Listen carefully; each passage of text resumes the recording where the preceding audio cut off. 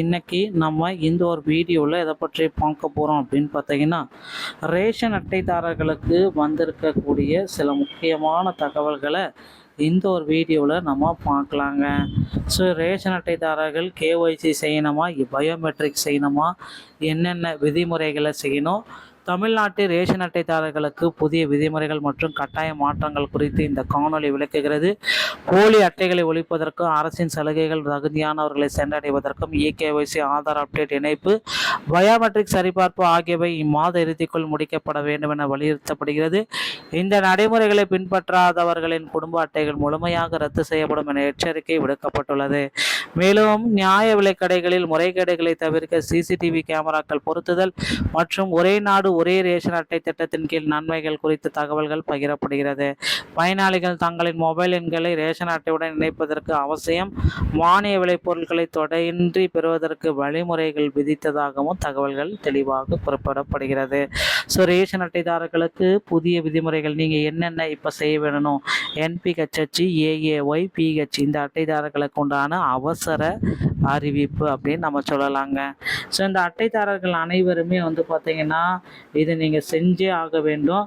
ஏன் இந்த மாற்றங்கள், ஏன் நோக்கங்கள், முறைகேடுகளை தவிர்க்கணும். ஓகேங்களா?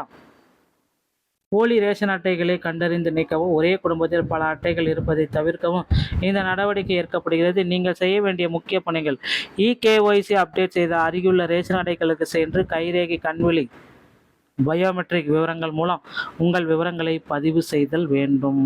ஸோ இதை செஞ்சே ஆகணும். தகுதியானவர்களுக்கு உண்ட சரியான விநியோகம்: அரசு வழங்கும் மானிய விலை அரிசி, கோதுமை, பருப்பு போன்ற பொருட்கள் சரியான அளவிலும் சரியான உரிமையாளர் கிடைப்பது என்பதை உறுதி செய்தல். வெளிப்படைத்தன்மை: ரேஷன் கடைகள் முறைகேடுகளை தவிர்க்க சிசிடிவி கேமராக்கள் பொருத்தப்படும்.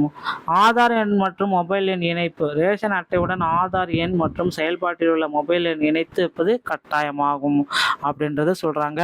ஸோ இந்த மாத இறுதிக்குள்ளார இந்த இகேஒய்சி அப்டேட் செய்யுங்கள். உங்கள் அருகாமையில் உள்ள ரேஷன் அட்டைக்கு சென்று பயோமெட்ரிக் சென்சாருடன் இந்த இகேஒய்சி அப்டேட் பண்ணுங்க அப்படின்றத குறிப்பாக சொல்கிறாங்க. இகேஒய்சி பண்ணல அப்படின்னா உங்களுக்கு ரேஷன் அட்டை செயலிழந்து விடும். ஓகேங்களா? ஸோ இந்த 3 விஷயத்தையும் நீங்கள் பயோமெட்ரிக்கு, இந்த உங்களுடைய இகேஒய்சி, ஆதார் மற்றும் மொபைல் இதை செஞ்சே ஆகணும். ஓகேங்களா? பொதுமக்களுக்கான புதிய வசதிகள் அப்படின்னு பார்க்குறப்போ ஒரே நாடு ஒரே ரேஷன் அட்டை இந்த திட்டத்தின் கீழே எங்கே வேணாலும் பொருட்களை வாங்கிக்கலாம் அப்படின்னு குறிப்பிடுறாங்க.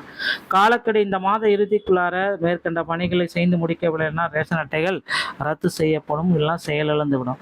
புதிய சலுகைகள் மற்றும் பயன்கள் அப்படின்னா என்னென்ன அப்படின்னு பார்த்தீங்கன்னா, ஒரே நாடு ஒரே ரேஷன் அட்டை திட்டத்தின் கீழ் 28 மாநிலங்களில் நீங்கள் எங்கு வேணாலும் மானிய விலையில் ரேஷன் பொருட்களை பெற்றுக்கொள்ளலாம்.